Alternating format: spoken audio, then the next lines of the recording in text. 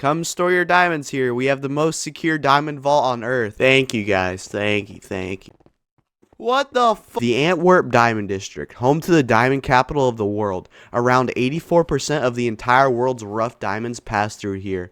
The main building, the Antwerp World Diamond Center, has been trading diamonds since the 15th century. The center also has a huge vault 2 stories below the ground. The vault has a lot of security measures, such as a combination dial with 100 million different combinations, a keyed lock, seismic sensor to detect any drilling, a locked steel grate, magnetic sensor, a security camera outside, keypad to disarm the sensors, a light sensor, security camera inside, and a heat motion sensor.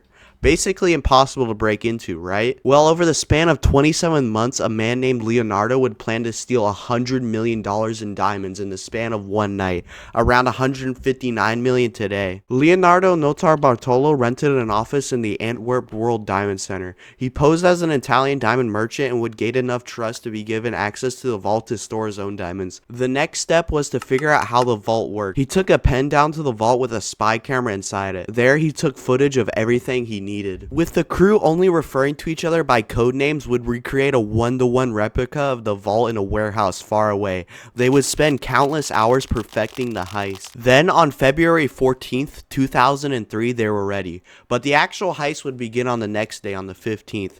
This day, he goes in to deposit his gems like normal, but steps to the side and sprays the motion sensor with hairspray, blocking it. The next day, the crew was ready. It was like the Avengers of robbing diamonds. Their code names were based on their strengths. Speedy was an anxious and paranoid man. This will be important later. The monster was a tall, muscular man who was an expert lockpicker. The genius knew a lot about alarm systems. And the king of keys was an old guy who was a great key forger. They arrive in a rented car at night and break into a nearby rundown office building, one of the places in the district that wasn't monitored. From here, they got to a balcony of the diamond center, but it had a motion sensor. They used a polyester shield to avoid detection. Then they got into a window and went down all the way to the vault. They put black bags over the cameras and then turned on the lights. This worked really well because anyone watching would still think the lights are off. Then they put aluminum plates with double-sided tape over the magnetic sensors to stop them. The king of keys pulled out his key, but then he thinks based on video footage the key might be in a nearby room,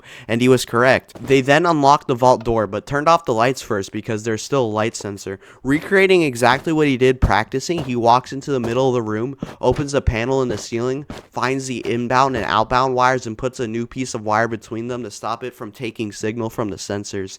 They then cover the rest of the sensors and fill their bags for 6 hours straight. It was taking super long because the vault is filled with individual deposit boxes that need to be unlocked. After that, they drove off completely undetected. On their way back to Italy, Speedy got nervous and started throwing stuff out the car. Man, you're not gonna finish the sandwich, right? No. Well, what do we have here? A farmer thinking kids were dumping trash on his property told police. Among the garbage, he told the police about an Antwerp Diamond Center envelope. This intrigued them and they tested the DNA on the sandwich that was with it. Leonardo got a 10-year prison sentence. Most of the diamonds today were still never found. If you learned anything from this video, don't leave salami sandwiches on the ground.